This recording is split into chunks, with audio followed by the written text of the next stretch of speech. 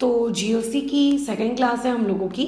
पहली क्लास में हम लोगों ने जो होमोलिटिक और हाइड्रोलिटिक फिशन क्या होता है इसके बारे में बेसिक जानकारियाँ ले ली थी। अब हम लोग हमारे नेक्स्ट पार्ट पे मूव करते हैं, दैट इज़ इंडक्टिव इफेक्ट। तो इंडक्टिव इफेक्ट को जानने से पहले कुछ एक बहुत ही सिंपल सी लाइन आपको पता होनी चाहिए। वो कुछ इस प्रकार से कि आप लोगों के पास जो कोवैलेंट कंपाउंड्स होते हैं, यूजुअली ऑर्गेनिक केमिस्ट्री में हम कभी भी आपके जो आयोनिक कंपाउंड्स होते हैं उनके बारे में बात नहीं करते हैं। कोऑर्डिनेट केमिस्ट्री या फिर जो कहते हैं कॉम्प्लेक्स होते हैं उनके लिए तो एक अलग से चैप्टर या डिवोटेड रहता है, तो उनके लिए भी हम बातचीत नहीं करते हैं। हम लोग स्ट्रिक्टली कोवैलेंट कंपाउंड्स के बारे में बात करते हैं, यानी कि ऐसे कंपाउंड्स जिनमें आप लोगों के इलेक्ट्रॉन्स क्या होते हैं, शेयर्ड होते हैं। ठीक है, दो एटम्स के बीच में इलेक्ट्रॉन्स कैसे हैं, शेयर्ड हैं। तो उस पर्टिकुलर चीज़ के बारे में हमको बातचीत करनी होती है। तो due to the presence of functional groups on covalent compounds, तो होता ऐसा है कि कार्बन हाइड्रोजन की चेन में विभिन्न प्रकार के फंक्शनल ग्रुप्स होने की वजह से आप लोगों के जो कंपाउंड्स होते हैं उनमें इलेक्ट्रॉन्स की एक मूवमेंट क्रिएट होती है, इलेक्ट्रॉन्स मूव करते हैं।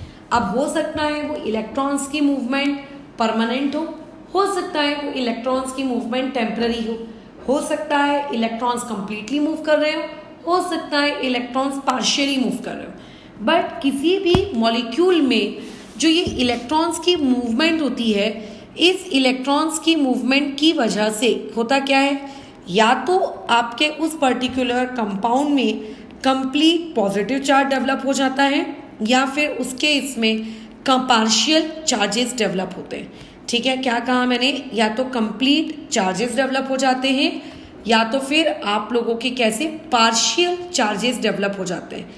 तो ये जो कंप्लीट और ये जो पार्शियल चार्जेस डेवलप होते हैं, इनकी वजह से उस पर्टिकुलर मॉलिक्यूल में जो बॉन्ड होता है वो बॉन्ड क्या बन जाता है, आप लोगों का पोलर बॉन्ड बन जाता है। और अगर वो बॉन्ड एक पोलर बॉन्ड बन गया है तो उसकी वजह से बहुत सारे आपको वेरियस इफेक्ट्स वहाँ पे देखने को मिलते हैं, और उन्हीं इफेक्ट्स को हम लोग ऑर्गेनिक केमिस्ट्री में आप लोगों के इलेक्ट्रॉनिक इफेक्ट्स कहते हैं। ठीक है, वाली चीज़ आप लोगों की क्या कहलाती है, इलेक्ट्रॉनिक इफेक्ट्स कहलाती है। और ये इलेक्ट्रॉनिक इफेक्ट्स दो कैटेगरी में क्लासीफाई किए जाते हैं। पहला कि ये इफेक्ट कहीं परमानेंट तो नहीं है, और दूसरा आप लोगों का ये इफेक्ट कहीं टेम्पररी तो नहीं है।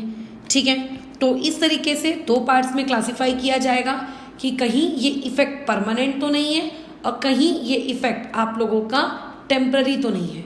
तो इसके अंतर्गत हम लोग बहुत सारे टॉपिक्स कवर करेंगे। हम लोगों को इंडक्टिव इफेक्ट पढ़ना है, हमें रेजोनेंस पढ़नी है, ठीक है, हाइपर कॉन्जुगेशन पढ़ना है, इलेक्ट्रोमेरिक इफेक्ट पढ़ना है, मेसोमेरिक इफेक्ट पढ़ना है। ये बेसिक कुछ मैंने इफेक्ट्स के बारे में तुम लोगों को बता दिए, इतना हम लोगों को पढ़ना ही है। तो आज की क्लास में हम लोग जो टॉपिक कवर करने वाले हैं वो इंडक्टिव इफेक्ट की थ्योरी कवर करेंगे। उसके बाद हम लोग जो आपके अदर टॉपिक्स हैं like hyper conjugation, like resonance, है ना, या फिर मेसोमेरिक इफेक्ट, पहले सारे जितने भी इफेक्ट्स हैं उनकी थ्योरी कवर करेंगे। और फिर उसके बाद सारे इफेक्ट्स की हमारे पढ़ क्यों रहे हो यार तुम, मतलब अगर ऑर्गेनिक केमिस्ट्री में तुम किसी इफेक्ट को अगर पढ़ रहे हो तो कोई ना कोई तुम्हारा एम तो रहेगा ना कि इस इफेक्ट को पढ़ने से मुझको ये फायदा होगा या फिर ये वो etcetera. That is the application part. फिर हम लोग उसके एप्लीकेशन पार्ट पे मूव करेंगे, और एप्लीकेशन पार्ट पे मूव करने के बाद फिर हम लोग उसके न्यूमेरिकल पार्ट पे जाएंगे। ठीक है, कि इसको हम लोग न्यूमेरिकली किस तरीके से अप्लाई कर सकते हैं अपनी गिवन क्वेश्चंस में, बराबर। तो बस यही हम लोगों के फिलहाल ऑर्गेनिक केमिस्ट्री को पढ़ने का तरीका रहेगा।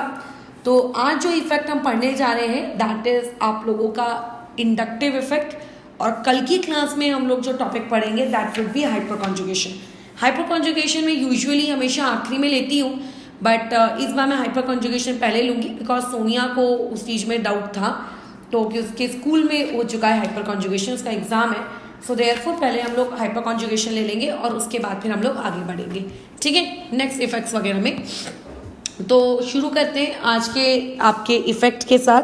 तो जो आज का इफेक्ट जो तुम लोग अभी पढ़ने जा रहे हो दैट इज इंडक्टिव इफेक्ट। पूरी तरीके से मैं इसकी थियरी पे फोकस करूंगी, इसमें कोई भी इसका मैं एप्लीकेशन पार्ट नहीं ले रही हूँ। एप्लीकेशन पार्ट हम लोग एक बार स्टार्ट करेंगे सारे इफेक्ट्स का, तुम्हें आइडिया हो जाएगा ना सारा इफेक्ट क्या है कैसा है। क्योंकि अगर कोई क्वेश्चन मैंने तुम्हें ऐसा दे दिया जिसमें हो सकता है उस वक्त एक दूसरा इफेक्ट भी रोल प्ले कर रहा हो, तो मुझे तुम्हें बताना पड़ेगा ये फ्यूचर में वो इफेक्ट आएगा ना तब पढ़ लेना, तो ऐसा थोड़ी ना होता है।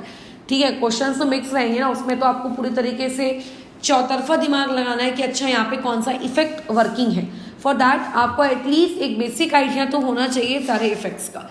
तो इंडक्टिव इफेक्ट होता क्या है, तो बेसिकली पहले कुछ की पॉइंट्स आपको इंडक्टिव इफेक्ट के बारे में पता होने चाहिए, या किसी भी इलेक्ट्रॉनिक इफेक्ट के बारे में पता होने चाहिए। वो ये, इन इफेक्ट्स को हम लोग स्पेसिफिकली तभी पढ़ते हैं जब हम लोगों को क्या पढ़ना होता है, आप लोगों का कोवैलेंट बॉन्ड्स को पढ़ना होता है। बिना कोवैलेंट बॉन्ड्स के हम लोग इनमें से किसी इफेक्ट को पढ़ते नहीं हैं, बिल्कुल भी नहीं पढ़ते। अच्छा चलो कोई इशू नहीं है। अब यहाँ पर ये जो इंडक्टिव इफेक्ट है, सबसे पहला तो आपको ये पता होगा कि ये इंडक्टिव इफेक्ट आपका परमानेंट इफेक्ट होता है कि इंडक्टिव इफेक्ट आप लोगों का टेम्पररी इफेक्ट होता है। तो सबसे इंपॉर्टेंट चीज़ ये है कि इंडक्टिव इफेक्ट के बारे में जो जानकारी आपको सबसे टॉप प्रायोरिटी पे पता होनी चाहिए वो ये पता होनी चाहिए कि inductive effect is a permanent effect. ठीक है, ये आप लोगों का कैसा इफेक्ट होता है, ये एक परमानेंट इफेक्ट होता है। बट परमानेंट इफेक्ट के आगे हम बढ़ते हैं, हमको ये समझना होगा कि इंडक्टिव इफेक्ट अराइज क्यों हो रहा है, मतलब किसी मॉलिक्यूल के अंदर में इंडक्टिव इफेक्ट होगा कि किसी मॉलिक्यूल के अंदर में इंडक्टिव इफेक्ट नहीं होगा, ये हम कैसे पता लगाएंगे। तो लॉजिकली सोचो, इमेजिन करो जब आपने पीरियोडिसिटी चैप्टर पढ़े थे वहाँ पे आपको एक कंसेप्ट सिखाया गया था, द कंसेप्ट ऑफ इलेक्ट्रोनेगेटिविटी। तो मेरे हिसाब से तुम्हें वो इलेक्ट्रोनेगेटिविटी का कंसेप्ट याद होगा।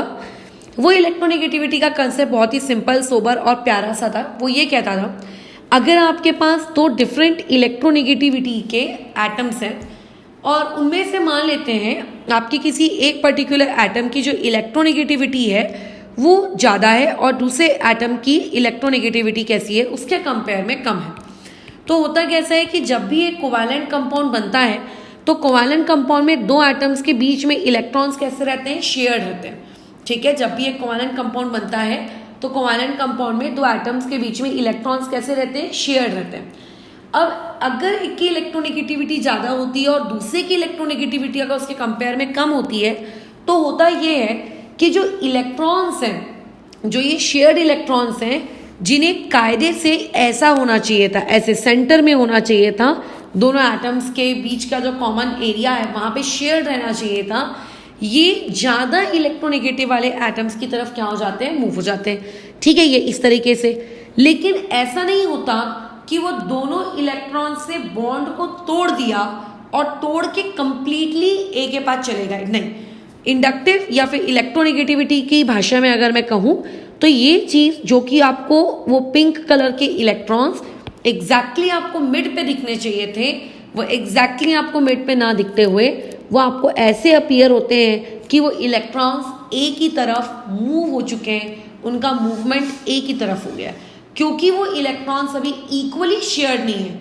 वो कैसे ए की तरफ ज़्यादा इंक्लाइंड है as compare to B. So therefore we can say that कि जो बेचारा आपका ए है उसको इलेक्ट्रॉन्स का असर ज़्यादा हो रहा है, या फिर कह सकते हो इलेक्ट्रॉन्स उसके करीब है ज़्यादा, तो जिसकी वजह से ए के ऊपर कैसा चार्ज क्रिएट होता है, पार्शियल नेगेटिव, और बेचारे बी के ऊपर कैसा क्रिएट होता है, पार्शियल पॉजिटिव। अगर वो दोनों शेयर्ड इलेक्ट्रॉन्स कहीं भी मूव नहीं होते, जहाँ वो थे अगर वो वहीं रहते, तो ऐसे केस में ए और बी दोनों में से किसी के भी ऊपर ना पार्शियल पॉजिटिव आता ना पार्शियल नेगेटिव आता। अब उनके ऊपर पार्शियल पॉजिटिव या फिर पार्शियल नेगेटिव आया है, इससे ये बात पता चलती है कि इलेक्ट्रॉन से अपना क्या किया, मूवमेंट शुरू किया है due to the what, electronegativity difference. किसकी वजह से, इलेक्ट्रोनेगेटिविटी के डिफरेंस की वजह से। ठीक है, ये पॉइंट याद रखना, किसकी वजह से, इलेक्ट्रोनेगेटिविटी के डिफरेंस की वजह से उसने क्या किया है, अपना जो है मूवमेंट वो शुरू कर दिया है। तो ये जो मूवमेंट हुआ इलेक्ट्रॉन्स का, जिसकी वजह से partial positive partial negative charges आप लोगों के डेवलप हो गए, बस इसी चीज को हम लोग अभी क्या कहते हैं, आप लोगों का इंडक्टिव इफेक्ट कहते हैं।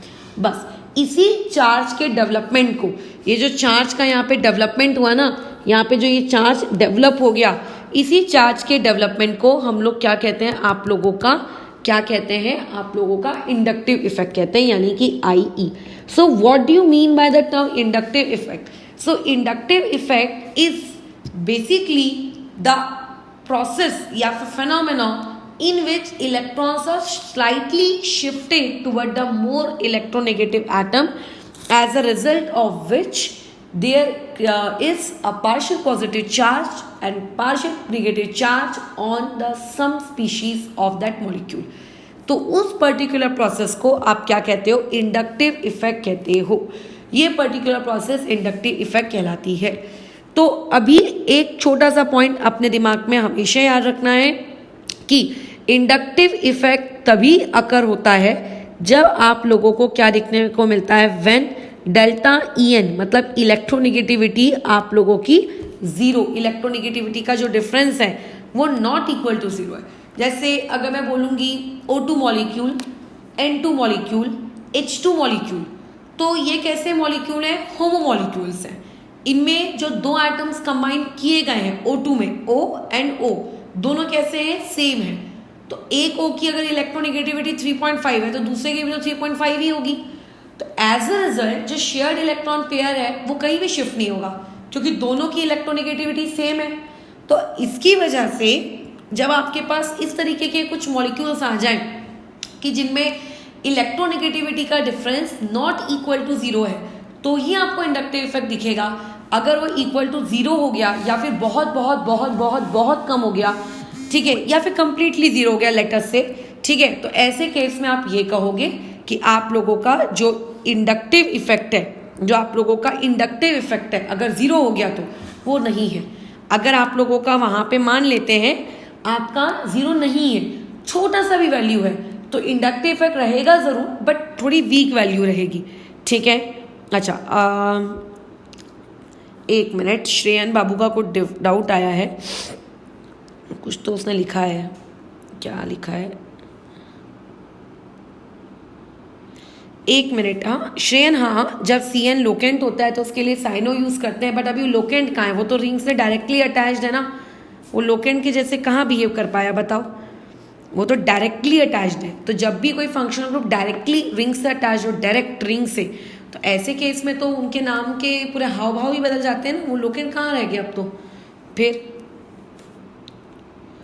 तुम्हारा ऊपर वाला डाउट भी बता देते हैं, अभी मैं आगे का कुछ काम कर रही हूँ, उसके बाद वाला बता देती हूँ, ठीक है। चलो तो अब आ जाते हैं, क्या बात कर रहे थे, हाँ, कि इंडक्टिव इफेक्ट यानी कि IE आपको तभी देखने को मिलता है जब आपको इसमें इलेक्ट्रोनिगेटिविटी का क्या दिखे, डिफरेंस दिखे। चलो नेक्स्ट पॉइंट में मूव करते हैं। इमेजिन करो मैंने आपको इस तरीके का कोई एक स्ट्रक्चर बना के दिया है। अभी हाइड्रोजन को भूल जाना, हाँ, अपना छोटा सा ब्रेन ना हाइड्रोजन पे चलाना मत, नहीं तो तुम लोगों का छोटा सा ब्रेन चलने लगेगा, अरे मैडम हाइड्रोजन तो छूट गया ना आपसे, हाइड्रोजन को भूल जाओ अभी फिलहाल के लिए। इमेजिन करो सिर्फ एक कार्बन की चेन है। तो सब लोग जानते हैं कि अगर मैं इलेक्ट्रोनेगेटिविटी कार्बन की वर्सेस में इलेक्ट्रोनेगेटिविटी क्लोरीन की अगर कंपेयर करूँ तो मुझे ये मिलेगा, सॉरी मुझे ये वाली चीज़ मिलेगी। क्लोरीन की electronegativity as compare to carbon की इलेक्ट्रोनेगेटिविटी कैसी होती है, ज़्यादा होती है।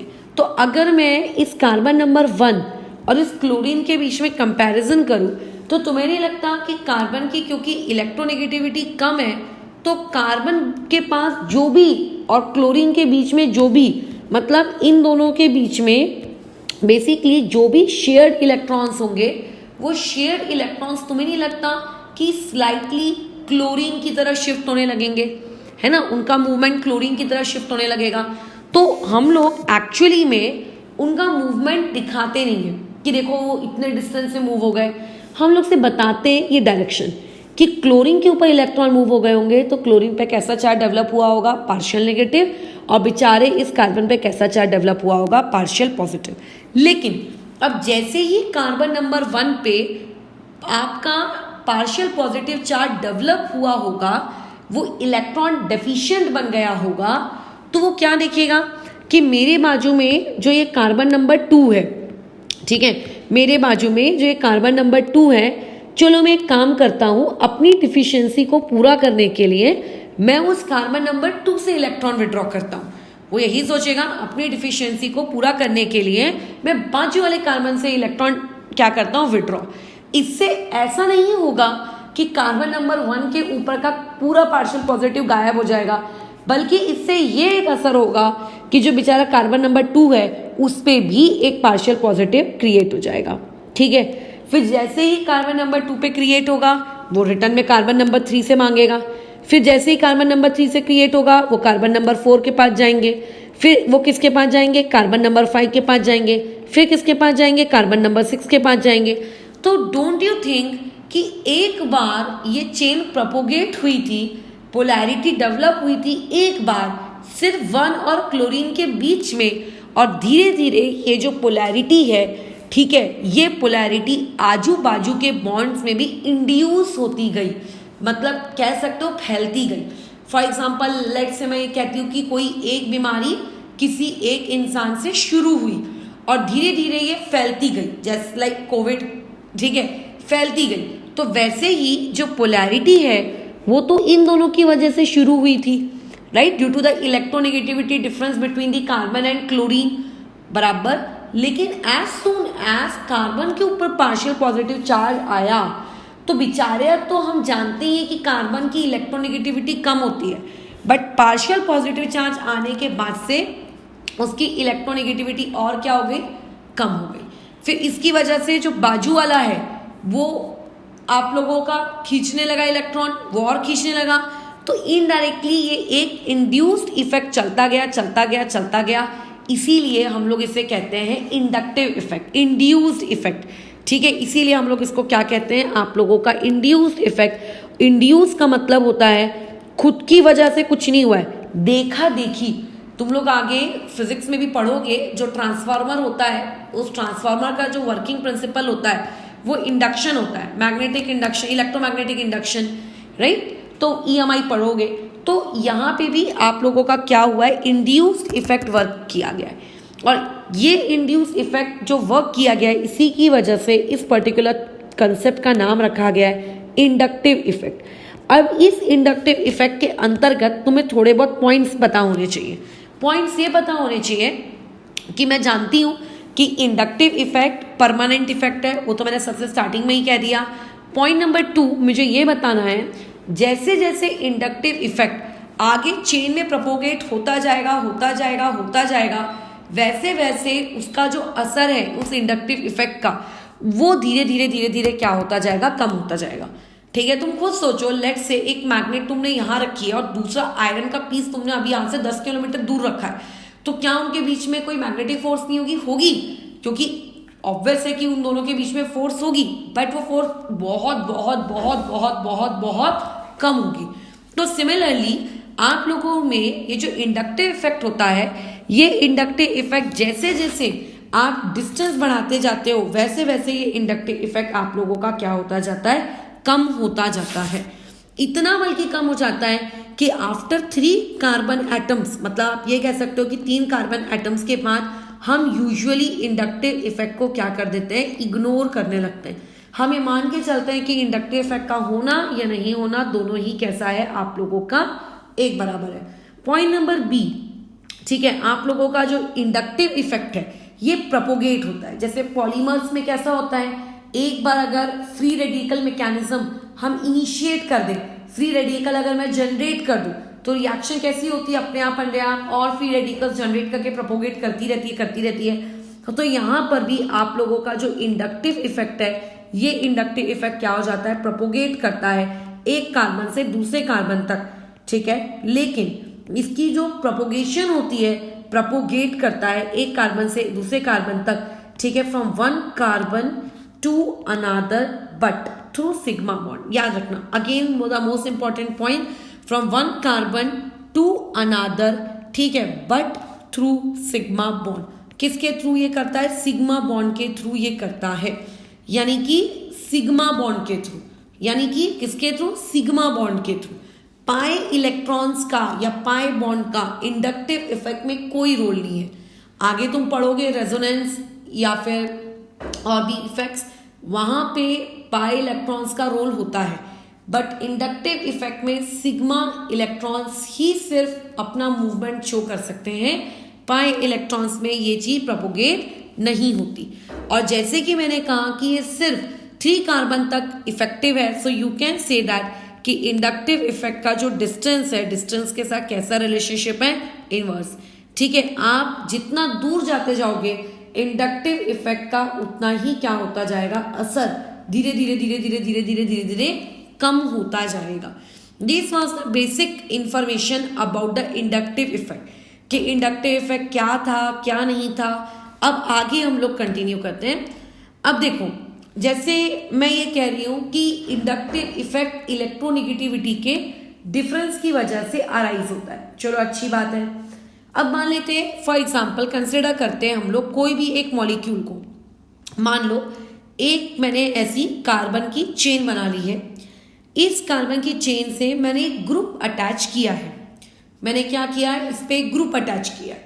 फॉर एग्जाम्पल मैंने इस पे अटैच किया है O, ये वाला, ठीक है, ये ग्रुप अटैच किया है। ऑक्सीजन और ऑक्सीजन के ऊपर क्या है, नेगेटिव चार्ज है। अब तुम पहले लॉजिकली छोटा सा अपना ब्रेन चलाओ, यहां पे आपको दिख रहा है कि ये सिचुएशन है, ये जो ग्रुप मैंने अटैच किया है वो ग्रुप है। तुम तो जानते हो कि ऑक्सीजन कब स्टेबल होता है, ऑक्सीजन तब स्टेबल होता है जब ऑक्सीजन ने अपने ऊपर 2 लोन पेयर रखे हैं और ऑक्सीजन ने जब 2 बॉन्ड्स बनाए हैं तब ऑक्सीजन स्टेबल होता है। अभी फिलहाल जो मेरे पास गिवन कंडीशन है, इस गिवन कंडीशन में ऑक्सीजन के ऊपर टोटल कितने लोन पेयर्स हैं, 3 लोन पेयर्स हैं। होने चाहिए थे कायदे से 2, बट है कितने, 3। तो इसका मतलब ये है कि ऑक्सीजन के पास अभी फिलहाल एक एक्स्ट्रा लोन पेयर है। अब इस एक्स्ट्रा लोन पेयर की वजह से वो क्वाइट कैसा है, अनस्टेबल है। वो नहीं चाहता कि मेरे पास से इलेक्ट्रॉन रहे, ठीक है, वो उसको नहीं चाहिए। मतलब उसको वो जो एक्स्ट्रा इलेक्ट्रॉन है, वो जो एक एक्स्ट्रा का इलेक्ट्रॉन है, वो एक्स्ट्रा इलेक्ट्रॉन उसको डोंट वांट, उसको नहीं चाहिए। अब ऐसे में वो क्या करेगा, वो ऑक्सीजन, वो ये देखेगा कि बाजू का जो वो ग्रुप है, मतलब बाजू की जो कार्बन की चेन है, चलो इस चेन को मैं अपना इलेक्ट्रॉन क्या कर देता हूं, डोनेट कर देता हूं। बराबर, मैं अपना इलेक्ट्रॉन क्या कर देता हूं, डोनेट कर देता हूं। तो ऐसे में अब बताओ क्या होगा, जैसे ही वो उस कार्बन की चेन को अपना इलेक्ट्रॉन डोनेट करेगा, वैसे मुझे करके दिखाने की नीड नहीं थी बट स्टिल मैंने कर दिया, तो पहली बात तो ऑक्सीजन के ऊपर से वो निगेटिव चार्ज हट जाएगा, और दूसरी चीज जिस कार्बन को वो एक्स्ट्रा इलेक्ट्रॉन्स मिलेंगे उसकी वजह से कार्बन पे पार्शियल निगेटिव चार्ज आ जाएगा। वैसे तो यहाँ पे कंप्लीट इलेक्ट्रॉन का ट्रांसफर हुआ है, सो देयरफॉर मैं कह सकती हूँ कि कार्बन पे कैसा चार्ज आ जाएगा, निगेटिव, ना कि ये कहना चाहिए कि उस पर कौन सा चार्ज आ जाएगा, पार्शियल। सो कहने का तात्पर्य ये है कि आपके पास जब क्या होती है, कार्बन की चेन होती है, तो कार्बन की चेन से आप ऐसे कोई ग्रुप्स अटैच कर सकते हो, वो ऐसे ग्रुप जो कई केस में उस कार्बन की चेन को अपने इलेक्ट्रॉन डोनेट करना चाहते हैं, क्योंकि उनके पास एक्स्ट्रा इलेक्ट्रॉन्स होते हैं, जिन एक्स्ट्रा इलेक्ट्रॉन्स की वजह से उनके अंदर खुद अनस्टेबिलिटी आ जाती है। हो सकता है उस एक्स्ट्रा इलेक्ट्रॉन के लिए उनके रखने के लिए उनके पास उतनी स्पेस ना हो सकता है उनको बॉन्ड बनाने हो किसी और के साथ, हो सकता है उनकी इलेक्ट्रोनेगेटिविटी कम हो, तो there are many reasons, but ऐसे कुछ ग्रुप्स एग्जिस्ट कर सकते हैं जो उस कार्बन की चेन को अपने इलेक्ट्रॉन्स दें बिना बॉन्ड तोड़े, ठीक है, बिना बॉन्ड तोड़े, कि भैया तू इलेक्ट्रॉन लेकर जा, ठीक है, इलेक्ट्रॉन दे। और ऐसे भी कुछ ग्रुप्स हो सकते हैं जो उस कार्बन की पर्टिकुलर चेन से ही इलेक्ट्रॉन खींच लें, कि जो बचे कुछ थोड़े बहुत इलेक्ट्रॉन्स उस कार्बन के पास है उसको भी अपनी तरह खींचना शुरू कर दें बिना बॉन्ड तोड़े, ठीक है। बॉन्ड नहीं टूटेगा इस प्रोसेस में, ठीक है, इस प्रोसेस से बॉन्ड नहीं टूटेगा, सिर्फ इलेक्ट्रॉन्स की मूवमेंट शिफ्ट होगी, सिर्फ इलेक्ट्रॉन्स मूव करेगा। तो ऐसे ग्रुप जो अपने इलेक्ट्रॉन्स डोनेट करते हैं किसको, पर्टिकुलर चेन को, तो ऐसे ग्रुप्स कहलाते हैं प्लस आई ग्रुप। और जो इलेक्ट्रॉन्स खींचने का, विड्रॉ करने का काम करते हैं वो लोग क्या कहलाते हैं, माइनस आई ग्रुप। तो इंडक्टिव इफेक्ट में हमारे पास 2 टाइप के ग्रुप होते हैं, ठीक है। हमने 2 टाइप में आपके ग्रुप्स मॉलिक्यूल्स को क्लासिफाई किया है। ऐसे मॉलिक्यूल जो प्लस आई इफेक्ट शो करते हैं और ऐसे मॉलिक्यूल या ऐसे ग्रुप ऑफ एटम्स जो अपने अंदर से कौन सा इफेक्ट शो करते हैं आप लोगों का, ठीक है, कौन सा शो करते हैं, माइनस आई। ठीक है, तो फिलहाल अभी तुमको कैसे पता चलेगा कि कोई particular molecule plus I effect show कर रहा है कि वो माइनस आई इफेक्ट शो कर रहा है। अब मॉलिक्यूल खुद तो तुम्हें हाई फाई देते हुए ये नहीं बोलेगा ना, हेलो मैं प्लस आई ग्रुप का हूँ, हेलो मैं माइनस आई ग्रुप का हूँ। तो आपको वो बेसिक आइडिया होना चाहिए, आपको अपने दिमाग में वो मेमोरी स्टोर करनी है कि अच्छा इन सर्टेन ग्रुप्स को मैं प्लस आई कहता हूँ, इन सर्टेन ग्रुप्स को मैं माइनस आई कहती हूँ। ऐसा कोई भी थर्ड क्लास लॉजिक बनाना ही नहीं कि मैडम अगर किसी के ऊपर निगेटिव चार्ज है इसका मतलब उसके पास ये है वो है तो ये तो फलाना तो ढिमका, ऐसा नहीं है। आप ऐसा कोई बकवास सा लॉजिक नहीं बनाना, ठीक है। उसमें याद रखना वो लिस्ट जो है वो लिस्ट आपको याद रखनी पड़ेगी। इवन अभी जो तुमने IUPAC खत्म किया है उसमें जो तुमने फंक्शनल ग्रुप की प्रायोरिटी जो देखी है, फंक्शनल ग्रुप की प्रायोरिटी के ऑर्डर आपने याद किए ना लिस्ट में, आपको वो भी याद रखना पड़ेगा, ठीक है, आपको वो भी याद रखना पड़ेगा। तो उसके साथ साथ वैसे ही अभी एक और लिस्ट में बताऊंगी इंडक्टिव इफेक्ट की, वो लिस्ट भी आपको याद करनी पड़ेगी। तो प्लस आई और माइनस आई होता क्या है पहले ये समझ में आया। प्लस आई मतलब ऐसे कुछ ग्रुप्स जो चेन को अपनी तरफ से इलेक्ट्रॉन डोनेट करने में इच्छुक है कि जा चेन मेरे इलेक्ट्रॉन लेकर जा, और माइनस आई मतलब जो बेचारी चेन से ही इलेक्ट्रॉन बल्कि क्या कर रहे हैं, खींच रहे हैं। ठीक है, तो प्लस आई इफेक्ट में मैं कुछ ग्रुप्स के नाम बता देती हूँ जो प्लस आई इफेक्ट को शो करते हैं, आपको उनके बारे में पता होना चाहिए। जैसे कि अगर मैं तुमसे ये कहूँगी कि I have O negative, O negative मतलब यही जिसके बारे में मैंने अभी ड्रॉ किया था, तो ये ओ निगेटिव भी कैसा इफेक्ट देगा, आपका प्लस आई इफेक्ट देगा। अगर मैं ये कहूँगी कि मेरे पास C डबल बॉन्ड O है और O निगेटिव है, तो ये भी मुझे कैसा इफेक्ट देगा, प्लस आई इफेक्ट देगा। Basically O with a negative charge will give you a plus I effect. उसके बाद अगर आपके पास एक 3 डिग्री है, फिर 2 डिग्री है और फिर 1 डिग्री है, ये 3 डिग्री 2 डिग्री 1 डिग्री क्या होता है इसमें हम बाद में डिस्कशन करते हैं। बट अगर आपके पास कोई 3 डिग्री का ग्रुप है तो उसका इंडक्टिव इफेक्ट ज्यादा होगा, मतलब वो ज्यादा इलेक्ट्रॉन्स देगा as compare to 2 degree as compare to 1 degree.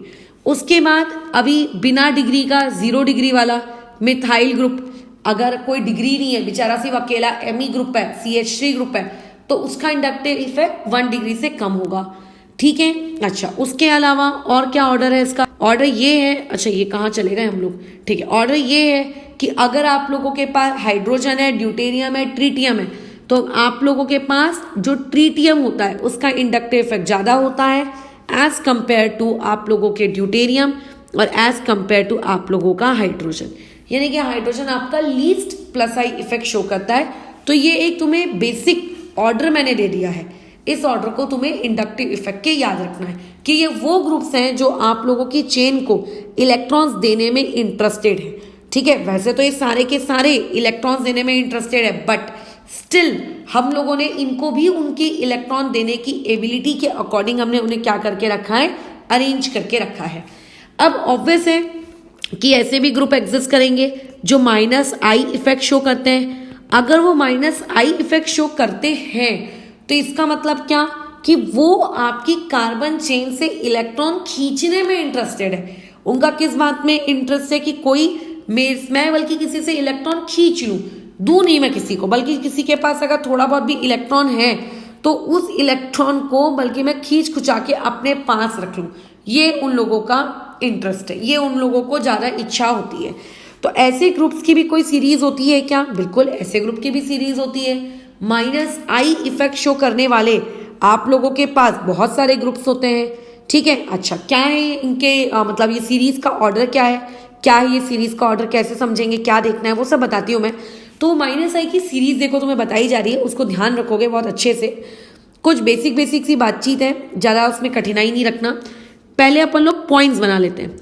जैसे अगर मैं बात करूँ फ्लोरीन, क्लोरीन, ब्रोमीन, आयोडीन की, जो कि बहुत ही कॉमन है ये चारों लोग, और इन चारों में माइनस, ये चारों के चारों माइनस आई इफेक्ट देते हैं। ठीक है, अच्छा तो फ्लोरीन, क्लोरीन, ब्रोमीन, आयोडीन, अगर ये 4 लोग लिखे हैं और तुमसे अगर कोई पूछेगा कि इनमें अगर आप कंपेयर करो कि किसका इंडक्टिव इफेक्ट ज्यादा है, तो फिर से कि फ्लोरीन का, क्लोरीन का, ब्रोमीन का, आयोडीन का, क्योंकि इलेक्ट्रोनेगेटिविटी फ्लोरीन की ज़्यादा होती है, बराबर। अच्छा, अगर कोई तुमसे पूछेगा कि you have alcohol and you have थायो अल्कोहल, किसका इंडक्टिव इफेक्ट ज़्यादा है, तो ऑब्वियस है कि हमारे पास जवाब होगा ऑक्सीजन यानी कि अल्कोहल का, क्योंकि उसकी इलेक्ट्रोनेगेटिविटी ज़्यादा होती है। अगर मैं तुमसे पूछूंगी कि आपके पास है NH3 पॉजिटिव और आप लोगों के पास है NF3 पॉजिटिव, किसका इंडक्टिव इफेक्ट ज़्यादा रहेगा, कौन ज़्यादा मतलब इलेक्ट्रॉन खींचने में इंटरेस्टेड है, तो इसमें क्योंकि दोनों में ही नाइट्रोजन है, दोनों पे ही पॉजिटिव है, अब तुम बताओ कि किसको ज़्यादा इलेक्ट्रॉन की नीड है, हाइड्रोजन की फ्लोरीन को। या फ्लोरीन एक इलेक्ट्रोनेगेटिव स्पीशीज है और जिस नाइट्रोजन से वो कनेक्टेड है उसको पे पॉजिटिव चार्ज आ गया है। इलेक्ट्रोनेगेटिव स्पीशीज का मतलब उनको अपने ऊपर इलेक्ट्रॉन रखना अच्छा लगता है, उन्हें अपने ऊपर पॉजिटिव चार्ज अच्छा नहीं लगता, और तुमने बल्कि उनको पॉजिटिव चार्ज देके रखा है। सो देयरफॉर इस केस में इसकी आप लोगों का क्या है, इंडक्टिव इफेक्ट -I इफेक्ट ज्यादा होगा as compare to NH3 positive. ठीक है, NH3 पॉजिटिव के कंपेयर में। अब अगर मैं मान लेते हैं NH3 पॉजिटिव को कंपेयर करती हूँ PH3 पॉजिटिव के साथ, यानी कि फॉस्फीन के साथ, अब तुम मुझे बताओ किसके इसमें आपको -I इफेक्ट ज्यादा दिखेगा। इस बार तो मैंने सेंट्रल एटम को ही चेंज कर दिया, एक तरफ नाइट्रोजन एक तरफ फॉस्फोरस, तो आपको बेसिक पीरियोडिसिटी आनी चाहिए कि नाइट्रोजन और फॉस्फोरस ग्रुप नंबर 15 के एलिमेंट्स हैं, एक दूसरे के नीचे लाई करते हैं, और नाइट्रोजन की इलेक्ट्रोनेगेटिविटी फॉस्फोरस की इलेक्ट्रोनेगेटिविटी के कंपेयर में ज्यादा होती है, तो उसकी टेंडेंसी ज्यादा होगी किस चीज को, इलेक्ट्रॉन्स को खींचने की। देखो, क्योंकि नाइट्रोजन पे पॉजिटिव देके रखा है और एक पॉजिटिव फॉस्फोरस पे देके रखा है, तो जो इलेक्ट्रोनेगेटिव लोग होते हैं उनको अपने ऊपर पॉजिटिव चार्ज पसंद नहीं है। कायदे से तो फॉस्फोरस को भी पसंद नहीं है, बट किसको ज्यादा नहीं पसंद, नाइट्रोजन को ज्यादा नहीं पसंद कि फॉस्फोरस को ज्यादा नहीं पसंद, तो नाइट्रोजन को नहीं पसंद। और नाइट्रोजन को क्योंकि ज्यादा पसंद नहीं है पॉजिटिव चार्ज, तो उसकी ज्यादा इच्छा होगी कि मैं फट इलेक्ट्रॉन्स खींचूं और अपने ऊपर से इस पॉजिटिव चार्ज को मैं क्या करवा सकूं, डिसअपियर करवा सकूं। तो ये उसका ऑर्डर रहेगा। अब मान लेते हैं हमारी डे टू डे लाइफ में काम आने वाला बहुत ही हमारा दिन का पसंदीदा मॉलिक्यूल अल्कीन एंड अल्काइन। अगर मान लेते हैं तुम लोगों को कोई एक अल्कीन दिया हुआ है और लेट से तुम लोगों के पास एक कोई अल्काइन है, अल्कीन मतलब डबल बॉन्ड, अल्काइन मतलब ट्रिपल बॉन्ड, तो किसके इसमें आपको इंडक्टिव इफेक्ट ज्यादा दिखेगा। तो देखो, अल्कीन जो होते हैं इसमें जो हाइब्रिडाइजेशन होती है वो sp होती है, और जो अल्काइन होते हैं इनकी हाइब्रिडाइजेशन आपकी sp2 होती है। अगर मैं इलेक्ट्रोनेगेटिविटी की बात करूं तो sp हाइब्रिडाइजेशन की जो इलेक्ट्रोनेगेटिविटी है वो ज्यादा है as compare to electronegativity of sp2। तो तुम बताओ किसकी टेंडेंसी ज्यादा रहेगी इलेक्ट्रॉन्स को खींचने की। ऑब्वियस है जिसकी इलेक्ट्रोनेगेटिविटी ज्यादा है तो अल्काइन। अच्छा, मैंने उल्टा लिख दिया यार, सॉरी, मैंने उल्टा लिख दिया, ये वाला ज्यादा रहेगा, ये होगा sp2 और ये होगा आप लोगों का sp। ठीक है, तो यहाँ पे ये ऑर्डर चलेगा। तो इस तरीके से आप लोगों को बहुत सारी चीजें दी हुई रहती हैं, आपको पता लगाना है कि किसमें इंडक्टिव इफेक्ट ज्यादा पावरफुल है। तो हम लोग क्या करते हैं, एक सीरीज तैयार करते हैं। अभी जैसे ऊपर मैंने एक सीरीज तैयार की, नीचे भी हम लोग क्या कर रहे हैं, एक सीरीज तैयार कर रहे हैं, और ये सीरीज आपको क्या करनी है, याद रखनी है। इस सीरीज से क्या होता है, कई बार क्वेश्चंस आते हैं कंपेयर करने वाले, तो अगर आपको सीरीज याद रहेगी तो आपको कंपैरिजन करके आंसर देने में आसानी होगी। बट अगर सीरीज ही याद नहीं है तो कैसा कंपैरिजन, कहाँ का कंपैरिजन, फिर तो कुछ नहीं बनेगा। तो वो सीरीज याद होनी चाहिए। तो वो देखो, सीरीज आप लोगों को ये कहती है कि अगर आप लोगों के पास लेट से NF3 पॉजिटिव है तो वो सबसे ज्यादा +I शो करेगा, ठीक है, मतलब -I शो करेगा। उसके बाद अगर आपके पास कोई R3 है, R3 मतलब कोई भी कार्बन की चेन हो सकती है, तो उसका इंडक्टिव इफेक्ट ज्यादा होगा। फिर अगर आप लोगों के पास मान लेते हैं सल्फर है और सल्फर के साथ 2 अल्काइल है तो उसकी इंडक्टिव इफेक्ट ज्यादा होगा एज कंपेयर टू NH3। ये सारे ना एक्सपेरिमेंटली निकाले गए, ठीक है, हाइड्रोजन को रेफरेंस रखकर, मैंने नहीं निकाले, ये रेफरेंस किसी और ने रखा था गुजरे जमाने में, उस इंसान के द्वारा रखा हुआ रेफरेंस है और यह हम लोगों के सामने। फिर साइनाइड का ज्यादा होता है NO2, और साइनाइड में NO2 का ज्यादा होता है। फिर आ जाते हैं आप अपने SO3H का ज़्यादा होता है। फिर आप लोगों के पास नेक्स्ट नंबर पे क्या आ जाता है, CHO का ज़्यादा होता है। फिर COOH का ज़्यादा होता है, बराबर।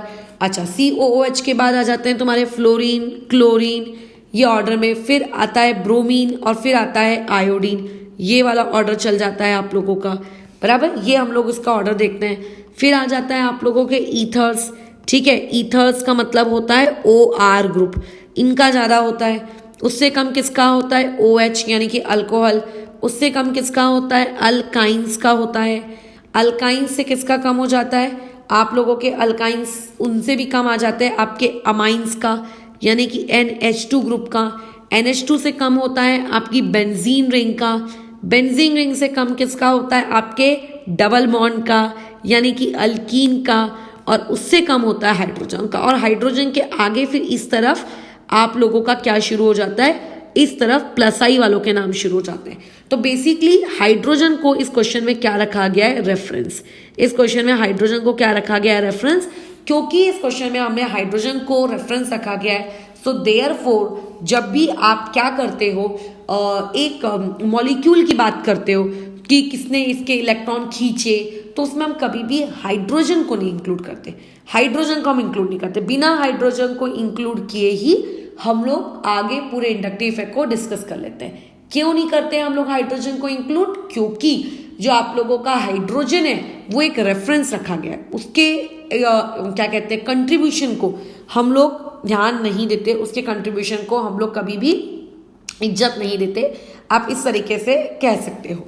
तो ये पूरी जानकारी तो नहीं, ऑलमोस्ट ये बहुत सारी जानकारी तुम लोगों को दे दी गई है आपके किसके बारे में, इंडक्टिव इफेक्ट के बारे में।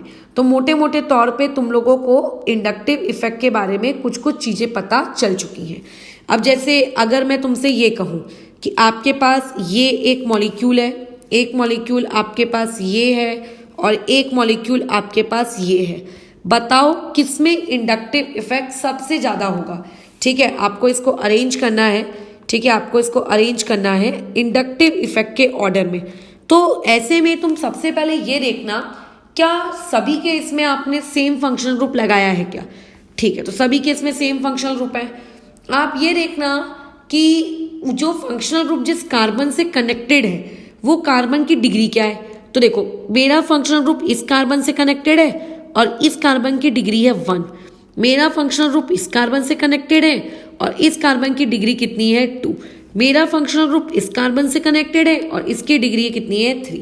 तो अभी तुमको बताए थे, क्या बताया गया था बताओ, कि 3 डिग्री 2 डिग्री 1 डिग्री बोला था ये, हाँ बोला था। तो ऐसे केस में अब तुम खुद अपना छोटा सा ब्रेन लगाओ कि यहाँ पर कौन सा ग्रुप आपको ज़्यादा, मतलब 3 डिग्री में सबसे ज़्यादा इलेक्ट्रॉन्स डोनेट होते हैं। तो यहाँ पे इसका ऑर्डर क्या सेट हो जाएगा, C, फिर B और उसके बाद क्या आ जाएगा E, ये इस तरीके से। फिर जैसे नेक्स्ट क्वेश्चन में आ जाओ, आपके पास ये बेंजीन रिंग दी हुई है, इस बेंजीन रिंग से मैंने C ट्रिपल बॉन्ड CH लगा दिया और आपको एक बेंजीन रिंग दी गई है और इससे मैंने मिथाइल ग्रुप लगा दिया। और मेरे को ये जानना है कि किसमें इंडक्टिव इफेक्ट ज़्यादा होगा, मतलब किसमें। तो आप ये देखो कि पहली बात तो ये जो ग्रुप ऊपर अटैच किया गया है ये अल्काइन है, मतलब ये खुद sp है। अच्छा, ये इस कार्बन को अपने इलेक्ट्रॉन्स दे रहा है। अब तुम लोगों ने बेंजीन रिंग के बारे में इससे पहले ज़्यादा तो जानकारी हासिल की नहीं है, अभी अभी पढ़ना शुरू किए हो ऑर्गेनिक। तो बेंजीन रिंग में देखो इस तरीके के अल्टरनेट डबल सिंगल बॉन्ड होते हैं।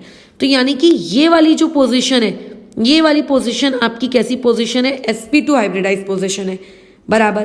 तो अगर मैं ऊपर वाले ग्रुप के नज़र से देखूं तो वो ट्रिपल बॉन्ड है, तो वो माइनस आई रहेगा, और जो नीचे वाला है वो कैसा रहेगा, प्लस आई रहेगा, क्योंकि इलेक्ट्रोनेगेटिविटी sp2 की कम होती है as compare to electronegativity of sp।